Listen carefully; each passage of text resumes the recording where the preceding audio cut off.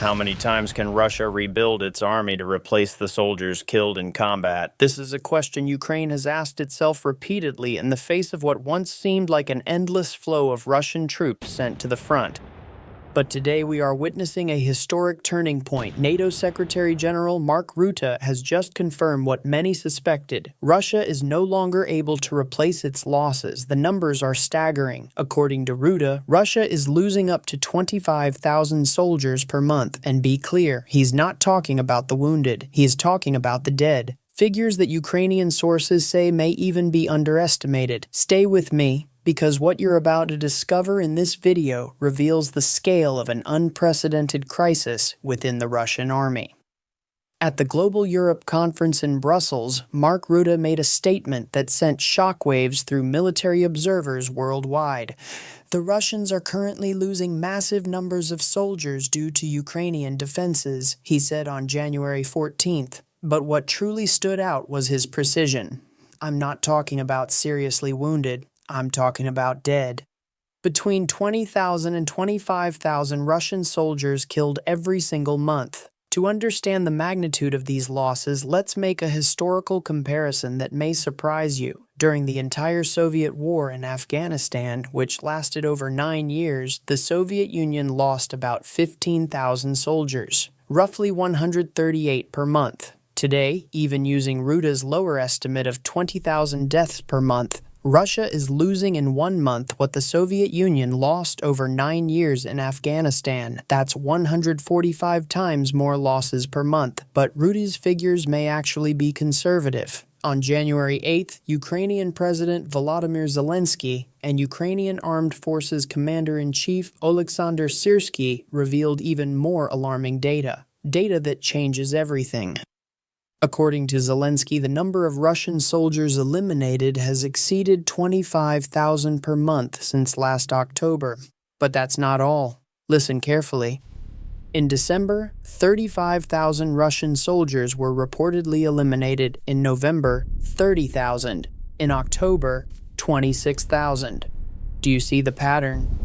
Russian losses are increasing by 4,000 to 5,000 soldiers every month. This escalation is terrifying for the Kremlin, and Zelensky emphasized one crucial point. This has been confirmed by video footage. Commander Syrsky confirmed these numbers, stating that the enemy lost more than 33,000 personnel in December alone, and he added something critical. This figure includes only video-confirmed cases, but the actual losses of the occupiers are even higher. So how can Ukraine be so precise? How can it confirm Russian losses with such certainty? The answer lies in a revolutionary technological system that gives Ukraine a decisive advantage on the battlefield, one that Russia simply does not have. Imagine a system that allows every Ukrainian soldier, wherever they are, to access real-time combat footage captured by thousands of drones across the country.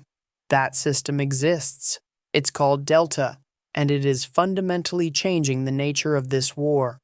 Created in 2021, Delta operates as a collaborative platform accessible via laptops, tablets, or smartphones. Its intuitive interface displays real-time imagery collected from drones, satellites, human intelligence sources, and various sensors.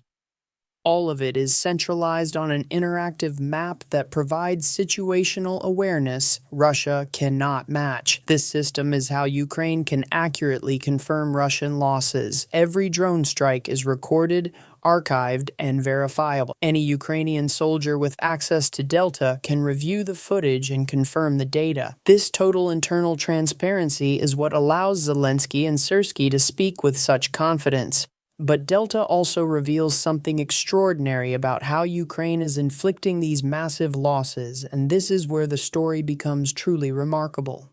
A tiny fraction of Ukraine's military is responsible for the majority of Russian casualties. Syrsky revealed a stunning fact. This is the first month in which Ukraine's unmanned systems units neutralized approximately as many soldiers of the occupying army as Russia recruited in 1 month.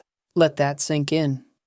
Ukrainian drones are now killing more Russian soldiers than Russia can recruit. This is a historic tipping point. In December, Ukrainian unmanned aerial vehicle units conducted 339,000 missions, an average of 10,935 missions per day, every day. This surge paid off dramatically. According to Syrskyi, drone target hits increased by 31% in December, while the number of Russian soldiers struck by drones rose by more than 25%. Here's the most astonishing number of all. Ukraine's unmanned systems forces represent only 2.2% of its total military personnel. According to Global Firepower, Ukraine has about 900,000 active military personnel. 2.2% of that is just 19,800 people. Think about it. Fewer than 20,000 Ukrainian drone operators are eliminating between 25,000 and 35,000 Russian soldiers every month. Statistically, each operator is responsible for more than one Russian death per month, an unprecedented level of military efficiency in modern warfare. And Ukraine isn't slowing down. According to a Kyiv Post report published on November 12th, Ukraine is currently producing around 4 million drones per year. Not all of these drones are used for direct eliminations.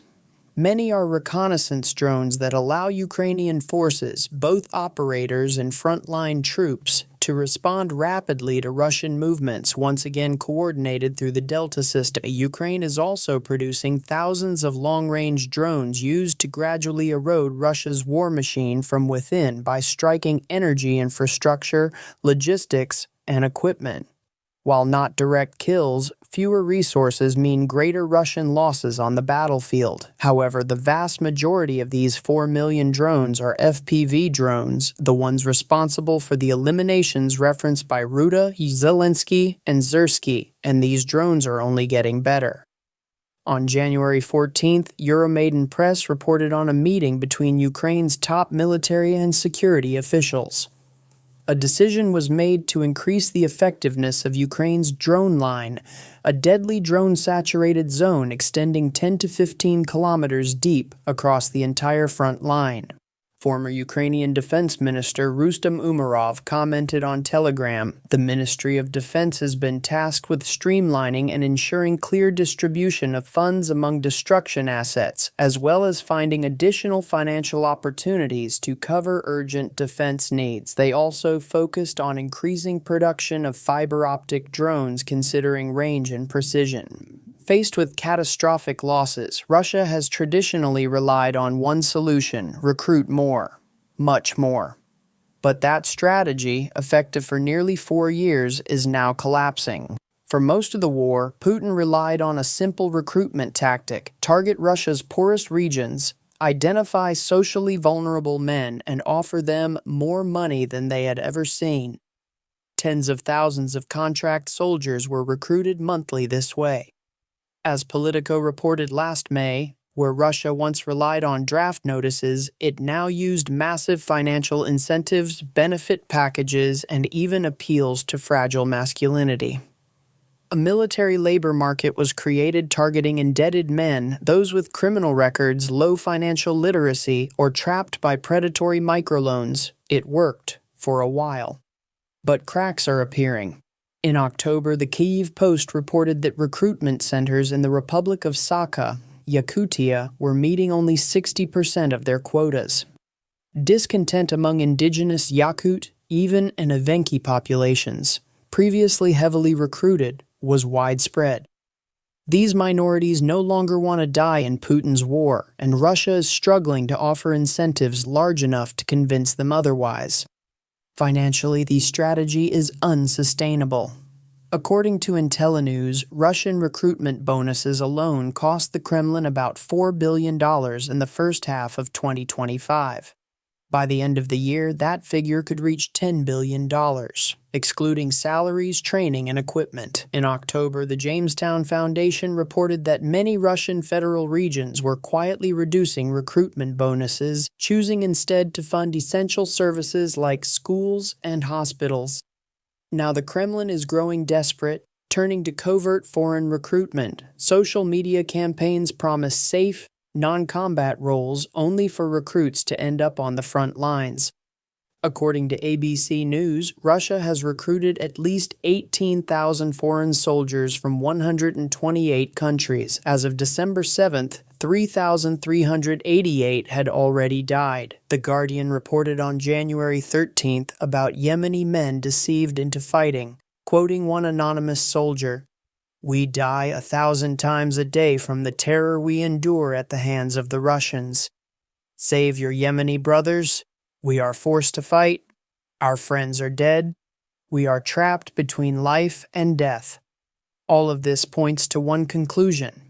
Russia's army is approaching a manpower crisis of its own making. As 2026 begins, Russia is discovering that manpower is not infinite, neither is money. Putin's endgame has begun, and the signs are grim for the Kremlin. The question is no longer whether Russia can sustain recruitment. It can't. The real question is how long it will take before this reality forces a strategic shift. One thing is certain. Ukraine continues to refine its drone capabilities, expand production, and increase efficiency, while Russia digs deeper into a shrinking manpower pool and hemorrhages billions it can't afford. History will decide how this crisis ends, but one thing is clear: 2026 will be a decisive year in this war, and the early signals are not in Russia's favor.